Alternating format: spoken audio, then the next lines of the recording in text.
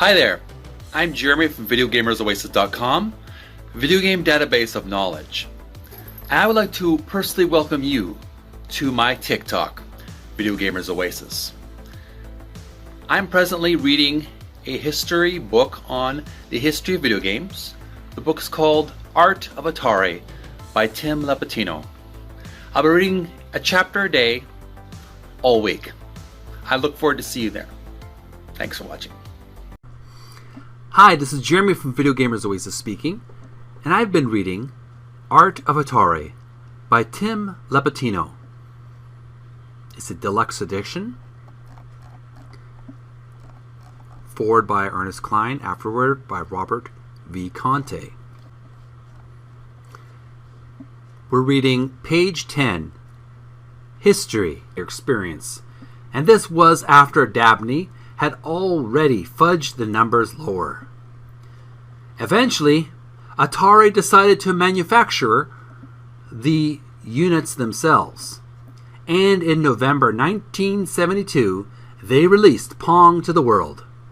The game went on to be a bestseller for Atari and led to an explosion of arcade video games when imitators quickly jumped on board. Atari would have to innovate to continue its success, but their first hit product had proven that there might be a bright future for coin-operated video games. Things began moving quickly after that, as the small group experienced rapid growth due to the demand for Pong and its related follow-ups like Pong Doubles and Quadra Pong. By the end of 1974, Atari had sold $3.2 million worth of Pong and, next page,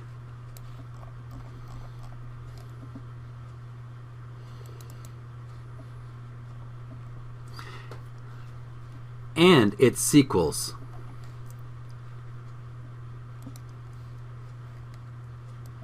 As Atari launched other unique games like Space Race and Gotcha in 1973, the company grew rapidly to meet the production demands and orders, and engage additional help as they created new games. The swelling team developed new cabinets and an evolving look for the presentation of the games. Part of that also meant that the company needed a more professional image, leaving Saizgi behind. Through new hire George Faraco, Atari engaged a small Palo Alto agency to design a visual identity to replace their transitional Saizgi Atari logo. George Opperman entered the picture. As Atari drank from the well of success again and again, Bushnell's priorities began to shift from engineering to self-promotion, with tensions mounting and frustration building between the two company founders.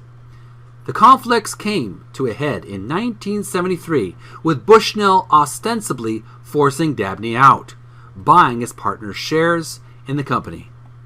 Atari would hardly pause with this change, but it fundamentally altered the character of the growing company, and Bushnell would barely look back. Design and engineering of arcade games continued unabated, with Atari leading the way ahead of a growing pack of imitators and competitors. The company struggled to find professionals who could keep up with the work needed to produce and manufacture its slew of games and still fit into the loose, freewheeling company culture. But another Atari employee definitely stood out, even in that unconventional environment. Hired in 1974 as a technician to assist the engineers, he was strong-willed and abrasive, striding around barefoot, with co-workers complaining about the smell. He rarely showered, and his generally unflattering opinions of their work. His name was Steve Jobs. And we were reading The Birth of Atari, Engineering a Dream.